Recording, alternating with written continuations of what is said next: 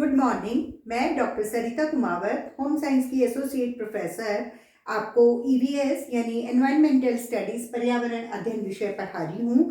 पिछली बार मैंने आपको ईवीएस का सिलेबस बताया था और आज हम यूनिट 1 शुरू कर रहे हैं।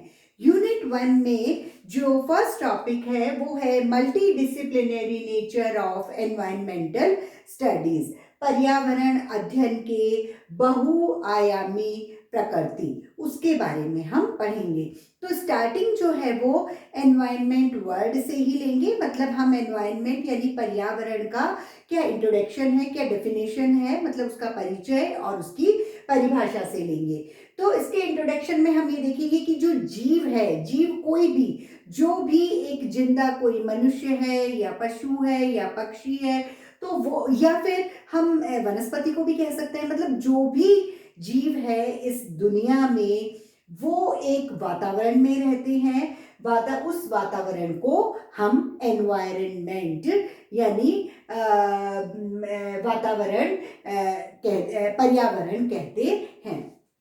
पर्यावरण एक जो वर्ड है, अगर हम उसका संधि विच्छेद करें, आवरण, परि मतलब चारों तरफ और आवरण मतलब घेरा हुआ। हमारे चारों तरफ जो भी या जिसने हमको चारों तरफ से घेरा हुआ है वो हमारे लिए एनवायरनमेंट यानी हमारा पर्यावरण होता है। तो जो भी जीव है, मनुष्य है, जिसके लिए एक वातावरण, एक पर्यावरण, एक एनवायरनमेंट है, तो उस एनवायरनमेंट में कुछ सुविधाएं जो है वो प्रकृति ने दी हुई है। और प्रकृति ने क्या दिया हुआ है हमें? हवा, पानी, खाना, खाद्यान्न, प्रकाश, आवास, ये सारी मूलभूत आवश्यकताएं जो हमें जरूरत है, वो मूलभूत आवश्यकताएं हमें प्रकृति ने दे रखी है और हम उनको भोगते हैं और हम उनको यूज करते हैं। लेकिन क्या है कि मनुष्य जो है वो थोड़ा सा लालची स्वभाव का है। एक्चुअल में वो बहुत इंटेलिजेंट है, इसलिए तो वो क्या करता है कि उसे इन आवश्यकताओं के अलावा कुछ गौण आवश्यकताएं, कुछ एसेसरीज जो है, एसेसरी फैसिलिटीज भी उसको चाहिए होती है। और वो एसेसरी जो होती है, एसेसरी फैसिलिटीज यानी जो गौण आवश्यकताएं, वो होती है वायु, विद्युत, टेम्परेचर, नमी। एक्चुअल में ये हमें समझ में नहीं आ रहा है कि वायु तो हवा है ही, लेकिन यहाँ हम वायु, विद्युत, यहाँ इस तरह से बात करेंगे कि अभी हमें वायु यानी हवा की जरूरत है तो हम पंखा तेज चला देंगे, कम चला देंगे। विद्युत यानी हमको अगर सिलबट्टे पे पीसना था लेकिन हम बिजली से मिक्सी में पीस रहे हैं। फिर हमें टेम्परेचर, हमें गर्मी लग रही है, हमने एसी ऑन कर दिया, हमें सर्दी लग रही है, हमने हीटर ऑन कर दिया, या हमें नमी चाहिए। तो जो भी हमें अच्छा लगता है, यानी जिस मनुष्यों को जो अच्छा लगता है, वो अपनी लग्जूरियस एक लाइफस्टाइल के लिए पर्यावरण जो है उससे छेड़छाड़ भी कर रहा है, उसको चेंजेस भी कर रहा है। तो वो अपनी मूलभूत आवश्यकताओं के अलावा गौण आवश्यकताओं के लिए, इन सब को पाने के लिए वो पर्यावरण में दखलंदाजी कर रहा है। बाकी कोई भी जो पुराने मानव और पुराने जीव जो थे, वो हवा पानी कहाँ से लेते थे? सूरज है, चंद्रमा है, तारे हैं, उनसे प्रकाश आ जाता था, या फिर हवा आ जाती थी, या फिर ऑक्सीजन जो है पेड़ों से आ जाती थी, नदी, नाले, इन सब से जो है वो पानी आ जाता था। ये सब जो है वो नेचुरल रिसोर्सेस पहले भी थे और अभी भी हैं, लेकिन पहले लोग उससे सेटिस्फाइड थे। लेकिन कोई 2 शताब्दी पहले से कुछ ऐसा हो रहा है कि जनसंख्या बढ़ती जा रही है, पॉपुलेशन बढ़ती जा रही है। जैसे जैसे पॉपुलेशन बढ़ती जा रही है तो प्रकृति में जो संसाधन हैं, जो रिसोर्सेज हैं, वो थोड़े कम भी पड़ रहे हैं और लोग उनको और दूसरे रूप में लेने के लिए वो रिसोर्सेज भी कम पड़ रहे हैं। तो जैसे जैसे पॉपुलेशन बढ़ रही है तो वो जो रिसोर्सेज हैं वो कम पड़ रहे हैं। और कम क्यों हो रहे हैं या खराब क्यों हो रहे हैं? क्योंकि डेवलपमेंट चाहिए आदमी को, एक बहुत ही जो अच्छा विकास चाहिए, उनको हर तरह से विकास चाहिए, रहने में, खाने में, ट्रांसपोर्टेशन में, हर चीज़ में उसको विकास चाहिए। ऐसे नहीं कि हम 20 घंटे में जर्नी करके कहीं जाएं, उसको 1 घंटे में कहीं भी कुछ चाहिए, या फिर हम सिलबट्टे पे पीस रहे हैं, बहुत थक रहे हैं, उसको 1 मिनट में पीसना चाहिए, या अच्छा चाहिए, या उसकी मतलब कंसिस्टेंसी, या जो उसका दिखावा, कोई भी जो चीज़ है, ये लाइट है या, तो ये सब दिखावे का भी काम है और हमारी लग्जूरियस लाइफ से भी रिलेटेड है। तो इन सब चीज़ों के कारण जो डेवलपमेंट हो रहे हैं, जो विकास हो रहा है, इसलिए जो नेचर है वो खराब होती जा रही है, वो बिगड़ती जा रही है। जैसे एक छोटा सा एक एग्जाम्पल है कि हम अगर इंडस्ट्रियलाइजेशन को, औद्योगिकरण को देखें, तो उद्योगों से हमें बहुत अच्छा फायदा हो रहा है।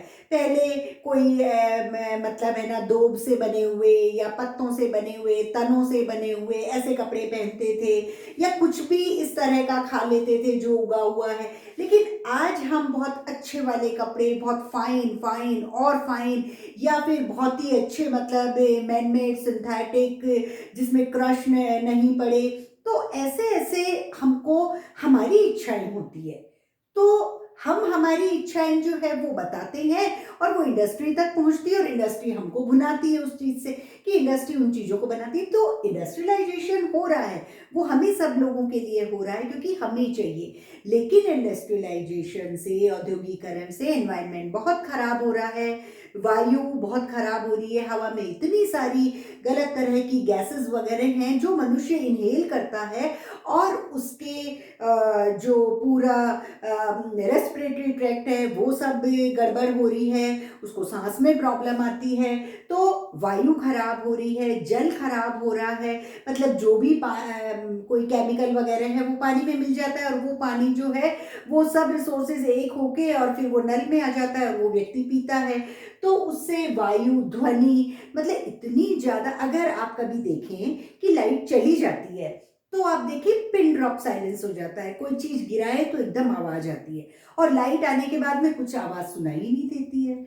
और कई बार आप देखेंगे, जैसे ट्रांसपोर्टेशन, अगर किसी का घर बिल्कुल ही सड़क के किनारे है, तो आप देखेंगे कि पूरे दिन भर चिल्ल पों टों पों पों ऐसे आवाजें आती रहती है। आप देखेंगे शाम के बाद बहुत ही बिल्कुल सुकून भरा, कोई एक दो ट्रक वगैरह जा रहे हैं अगर हाईवे या बहुत बड़ी रोड है तो, बाकी जो छोटी कॉलोनी है उसमें आराम से व्यक्ति रहता है। तो आप देखें कि एनवायरनमेंट में ध्वनि प्रदूषण, वायु प्रदूषण, जल प्रदूषण, ये सब जो है वो औद्योगिकरण के कारण और भी कई कारणों से हमारा जो पूरा पर्यावरण है वो खराब हो रहा है। क्योंकि अगर उद्योग बना हुआ है, उसका वेस्ट कहाँ जाएगा? मतलब जो जो चीजें अच्छी है वो हमको मिल चुकी है, वो उससे हम खुश भी हैं, लेकिन उसका वेस्ट कहाँ गया? उसको अगर प्रॉपर ड्रेनेज होगा, अगर उसको आपने पूरा डिस्पोज ऑफ कर दिया है जब तो कोई बात नहीं है, लेकिन अगर प्रॉपर वो डिस्पोज नहीं होता है, अगर उसका कोई अंश किसी खाने में, पानी में, क्रॉप में, किसी भी चीज में जाता है, तो वो व्यक्ति को नुकसान पहुंचाता है। इसलिए so each person should know कि एनवायरनमेंट जो है वो हमें बचाना है, सेव करना है। प्रत्येक व्यक्ति, प्रत्येक नागरिक का ये कर्तव्य है कि हमें पर्यावरण के प्रति जागरूक रहना चाहिए। इंडस्ट्री को तो हम बंद नहीं करेंगे, लेकिन कुछ ऐसा करेंगे कि वो भी चलती रहे और पर्यावरण भी खराब ना हो। अब हम एक और टॉपिक की तरफ चलते हैं कि एनवायरनमेंट जो है, पर्यावरण, वो कितने प्रकार के हैं? वो 2 प्रकार के हैं। एनवायरनमेंट को हम 2 भागों में इस तरह से बांटते हैं कि एक है नेचुरल एनवायरनमेंट और एक है मैनमेड एनवायरनमेंट। नेचुरल मतलब प्राकृतिक पर्यावरण। प्राकृतिक पर्यावरण कौन सा है? जो प्रकृति ने हमें दिया है, प्रकृति की हवा, पानी, प्रकाश, मिट्टी, ये सब प्रकृति में है, और ये एक दूसरे की मदद करती है। एक दूसरे की मदद करके बिल्कुल बैलेंस्ड हमारा पर्यावरण रहता है। हम उसमें अगर छेड़छाड़ नहीं करते हैं तो जो मिट्टी है, जो हवा है, जो पानी है, आज भी आप गांव में जाएंगे या ट्राइबल क्षेत्र और ऐसी जगह जाएंगे जहां बहुत सारी फैसिलिटीज़ नहीं है, जहां लोगों ने बहुत ज़्यादा उसमें नहीं घुसे हैं, तो आज भी वहाँ सारा पर्यावरण जो है वो नेचुरल है और हर चीज़ वहाँ, वहाँ की सब्जियाँ या फिर फ्रूट, वहाँ की हवा, हर चीज़ जो है वो बहुत अच्छी होती है, क्योंकि अपने आप प्रकृति ने बैलेंस कर रखा है। लेकिन जो दूसरी तरह का एनवायरनमेंट है, यानी मैनमेड एनवायरनमेंट या मतलब मानव जनित पर्यावरण, मानव जनित मतलब मानव ने बनाया है। अब मानव ने क्या बनाया है? मानव ने, अभी मैंने थोड़ी देर पहले बताया कि लग्जरी को बढ़ाने के लिए, हमारा जो दैनिक जो हमारा जीवन है उसको बहुत अच्छा, बहुत लैविश बनाने के लिए हमको हर चीज़ बहुत अच्छी चाहिए, लाइट, इलेक्ट्रिसिटी, हर चीज़ हमको अच्छी चाहिए। तो लग्जूरियस बनाने के लिए उसने पर्यावरण से बहुत छेड़छाड़ की, पर्यावरण में बहुत सारे परिवर्तन कर दिए, एनवायरनमेंट जो है वो बहुत ज़्यादा चेंज हो गया, हमको सब चीज़ें मिल गई, सभी व्यक्ति बहुत अच्छे से खुश हैं, लेकिन पर्यावरण खुश नहीं है। लेकिन जो भी चेंजेस हुए हैं उसके बाद जो पर्यावरण मिला है, जो मानव ने बनाया है, वो मानव ने क्या बनाया है? अभी मैंने बताया कि जैसे इंडस्ट्रीज वगैरह हुई है या इधर से उधर सामान जाता है, तो एक ट्रांसपोर्टेशन एनवायरनमेंट बना, मतलब कोई भी चीज़ जो है वो यातायात से पहले बैलगाड़ी में जाती थी या फिर साइकिल से जाते थे, लेकिन आजकल प्लेन है या फिर बहुत सारी चीज़ें ऐसी है जो क्विक उसकी जो गति है और उससे फटाफट वो सामान चल, तो ट्रांसपोर्टेशन जो है वो बहुत ही अच्छा हो गया है। अच्छा, उससे कुछ फायदे भी हैं और नुकसान भी है। भाई कहीं एप्पल ज़्यादा हो रही है, वहाँ सड़ रही थी, लेकिन वहाँ से दूसरे, हमारे देश के दूसरे कोने में आ गया, क्योंकि ट्रांसपोर्टेशन अब जो है वो फटाफट लेके आता है। लेकिन उससे नुकसान भी हुआ है, जहाँ से सड़क गुजरी है, जहाँ से ट्रेन गुजरी है, जहाँ से जो भी चीज़ ट्रांसपोर्टेशन की बनाई है उस जगह आपने पेड़ पौधे हटा दिए, वहाँ से कई चीज़ें जो है वो चेंज किए हैं। तो ट्रांसपोर्टेशन एक एनवायरनमेंट में चेंजेस आए, इंडस्ट्रियलाइजेशन, औद्योगिकरण, तो बहुत तरीके से, हर तरीके से खाना पीना रहना, कपड़े, ये वो, मतलब हर चीज़ दुनिया की सब इंडस्ट्री से जुड़ी हुई है। उसके अलावा बेस्ट क्रॉप्स, अभी हम पहले ये सोचते थे कि भाई भुट्टे के दिनों में इतने भुट्टे जो हैं वो आ जाते हैं, जितना इस क्रॉप में भाई गोबर का या कोई दूसरी खाद या जो भी खाद होती है, एक जो बेसिक खाद होती है वो डालते थे और वो एक क्रॉप आ जाती। लेकिन आजकल बेस्ट क्रॉप के लिए बड़े भुट्टे होने चाहिए, भुट्टे में दाने पास पास में होने चाहिए, बहुत सुंदर कलर होना चाहिए, बहुत बड़ी साइज होनी चाहिए, बहुत, तो इस तरह से बेस्ट क्रॉप के लिए बहुत सारी रिसर्चेस भी हुई हैं, तो उससे क्रॉप्स बहुत अच्छी होने लगी है। लेकिन उसका खामियाजा हम आगे पढ़ेंगे, बहुत सारा हमारा जो नेचुरल रिसोर्सेज हैं उसमें हम जो फूड वाला जो चैप्टर पढ़ेंगे, खाद्यान्न रिसोर्सेज वाला, हम उसमें पढ़ेंगे कि किस तरह से मतलब ये चेंजेस जो हैं वो हमको नुकसान दे रहे हैं। लेकिन अभी मैं बस यही बताना चाह रही हूँ कि ट्रांसपोर्टेशन में, इंडस्ट्रियलाइजेशन में बेस्ट क्रॉप्स के लिए उन्होंने एक एनवायरनमेंट बनाया, डैम्स बनाए, डैम मतलब बांध बनाए, संचार के नए आयाम बनाए, सौर ऊर्जा को यूज किया, नाभिकीय ऊर्जा को, तो कई सारे एनवायरनमेंट नए बन गए। पहले नाभिकीय ऊर्जा, सौर ऊर्जा, ये सब चीजें नहीं थी। पहले संचार का माध्यम क्या था? बहुत ही कम। आजकल ऐसा है कि अगर मैं अभी चाहूँ कि मैं जो आपको पढ़ा रही हूँ वो 5 मिनट में पूरी दुनिया के पास में पहुंच जाए, तो 5 मिनट तो बहुत ज़्यादा है। हम 1 मिनट के अंदर भी अगर फटाफट डाउनलोड हो जाता है और व्यक्ति आगे वाला देख लेता है, तो 5 मिनट में तो पूरी दुनिया में हम संचार का कोई भी चीज़ को कम्युनिकेट कर सकते हैं। तो लेकिन उससे हमको पर्यावरण में नुकसान तो हुआ ही है। तो ये सब जो चीज़ें हैं वो मैन ने बनाई, ये मैन मेड एक एनवायरनमेंट बना। अब उसके बाद में एक और टॉपिक इसी से रिलेटेड ले रहे हैं, इम्पॉर्टेंस ऑफ एनवायरनमेंट, मतलब हमारा जो पर्यावरण है उसकी क्या महत्ता है। तो उसकी महत्ता के लिए मैं सबसे पहले आपको इसी के कंटिन्यूएशन में बताऊंगी कि ये जो सब चीजें हुई, बेस्ट क्रॉप्स है, बांध बने, संचार का माध्यम बना, ट्रांसपोर्टेशन बना, ये सब जो कॉजेस थे, कारण थे, उसके कारण एनवायरनमेंट रिलेटेड प्रॉब्लम्स हो गई हैं।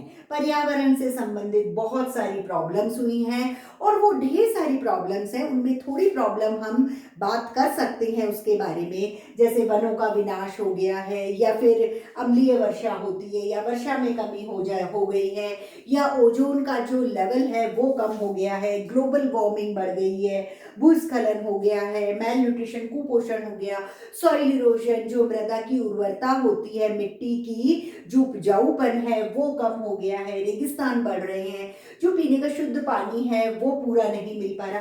तो ये सारा जो है वो इन सब जो ऊपर हमने चेंजेस किए इसके कारण ये सारी प्रॉब्लम्स हमारे एनवायरनमेंट में हो गई है। अब अगर समय पर कोई भी जो नागरिक हैं हमारे पूरे देश के, अगर वो अवेयर नहीं हुए, अगर उनमें चेतना नहीं जागी, तो एनवायरनमेंट खराब होता जाएगा। इसलिए एनवायरनमेंट में हमको योगदान देना चाहिए और एनवायरनमेंट की जो ये स्टडी है जो हम पढ़ रहे हैं ईवीएस, वो हमें जरूरी है, नीड है, बल्कि ये कहना चाहिए जरूरी तो है ही, नीड तो है ही, but it's compulsory to each and every person of our world. तो अनिवार्यता हो गई है एनवायरमेंटल स्टडीज की हमारे एनवायरनमेंट को अच्छा करने के लिए। अब आज जो मल्टी डिसिप्लिनरी नेचर है, इसी में एक लास्ट छोटा टॉपिक लूंगी, जन चेतना की आवश्यकता। हालांकि जो पहले भी पढ़ाया है वो इंटर रिलेटेड है। जन चेतना की आवश्यकता का मतलब ये है कि जो एनवायरनमेंट में परिवर्तन हो गए हैं, चेंजेस हो गए हैं, वो एनवायरनमेंट परिवर्तन से बहुत ज़्यादा प्रभावित होता है एक मनुष्य, और मनुष्य डायरेक्टली भी और इनडायरेक्टली भी। मतलब बिल्कुल आप ये देखें, प्रत्यक्ष रूप में भी एनवायरनमेंट में मनुष्य जो है वो घबरा रहा है, परेशान हो रहा है, बीमारियां हो रही है, या उसको और कई तरीके की प्रॉब्लम्स हो रही है, या फिर अप्रत्यक्ष रूप में भी उस मानव को एनवायरनमेंट परिवर्तन यानी पर्यावरण परिवर्तन से बहुत ज़्यादा प्रभाव हो गया है। इसलिए एनवायरनमेंट में जो ये खतरे बढ़ रहे हैं उसके क्या कारण हैं उनको जानना चाहिए। उन कारणों से छुटकारा पाने का हमको सोचना चाहिए, वो हमको सारे टॉपिक्स देखने चाहिए और उनको किस तरह से हम सुधार सकते हैं। तो उसके हम कारण, छुटकारा पाने के तरीके और सुधारों का उपाय अगर हम देखें तो उसके लिए हमें ईच यूथ, मतलब जो भी युवा वर्ग है उसको एजुकेट करना बहुत ज़रूरी है। जो आज का युवा है, जो आज के यूथ हैं, अगर हम उनको शिक्षित करेंगे एनवायरनमेंट के लिए तो हमारा एनवायरनमेंट जो है वो वापस से अच्छा हो जाएगा। क्यों? क्योंकि एक अकेला, अपन कहते हैं कि एक अकेला चना जो है वो भार नहीं फोड़ सकता है। मतलब एक चना यानी एक व्यक्ति अगर चाहे कि मैं एनवायरनमेंट को अच्छा कर दूं तो वो नहीं कर सकता है। एक कंट्री चाहे, एक देश चाहे कि मैं पूरे एनवायरनमेंट को सही कर दूं, वो भी नहीं कर सकता। गवर्नमेंट चाहे, सरकार, कि मैं सही कर दूं, तो गवर्नमेंट कोई एक व्यक्ति या कोई एक ऐसे नहीं है कि भाई हाँ इतने लोग हैं ये मिलके कर लेंगे, ऐसा कुछ भी नहीं है। एक इंडिविजुअल, एक कंट्री या एक गवर्नमेंट नहीं कर सकते। जब तक कि एक अकेला कोई नहीं कर सकता, लेकिन प्रत्येक नागरिक की अगर सक्रिय भागीदारी रहेगी, हर व्यक्ति ये देखेगा कि मेरे को कचरा यहाँ नहीं डालना है, मेरे को प्लास्टिक यहाँ नहीं डालना है, मेरे को पानी व्यर्थ नहीं करना है, मेरे को बिजली व्यर्थ नहीं करनी है, मेरे को जो बारिश का पानी है उसको इकट्ठा करके साल भर यूज करना है। मतलब जो भी तरीके से वो एनवायरनमेंट को योगदान दे सकता है, तो प्रत्येक नागरिक को सक्रिय भागीदारी करनी चाहिए हमारे पर्यावरण को बचाने के लिए। तो फिर जो हमारा एनवायरनमेंट पोल्यूशन है, जो पर्यावरण को क्षति हो रही है, या जो हमारे पर्यावरण में प्रदूषण फैल रहा है, वो जो है वो डिक्रीजेस, मतलब वो कम होता जाएगा। आप ध्वनि ज़्यादा मत फैलाओ, आप आवाज़ें ज़्यादा मत फैलाओ, धुआं ना फैलाओ, गंदगी ना फैलाओ। तो इस तरह से सारा एनवायरनमेंट का प्रदूषण और जो एनवायरनमेंट में क्षति हो रही है उसको हम रोक सकते हैं। तो इस तरह से ये मतलब पर्यावरण के डेफिनेशन, उसका इंट्रोडक्शन और उसके इम्पोर्टेंस के बारे में था। और नेक्स्ट टर्न पे हम इसी के कंटिन्यूएशन में नेचुरल रिसोर्सेज यानी प्राकृतिक संसाधन जो हैं वो हम शुरू करेंगे, और वो कई दिन तक हम उनको पढ़ेंगे, क्योंकि प्राकृतिक संसाधन मैंने बताया था बहुत सारे हैं। वन संसाधन है, जल संसाधन, भूमि संसाधन, ऊर्जा, बहुत सारे हैं। तो हम नेक्स्ट टर्न पे नेचुरल रिसोर्सेज, प्राकृतिक संसाधन के बारे में पढ़ेंगे।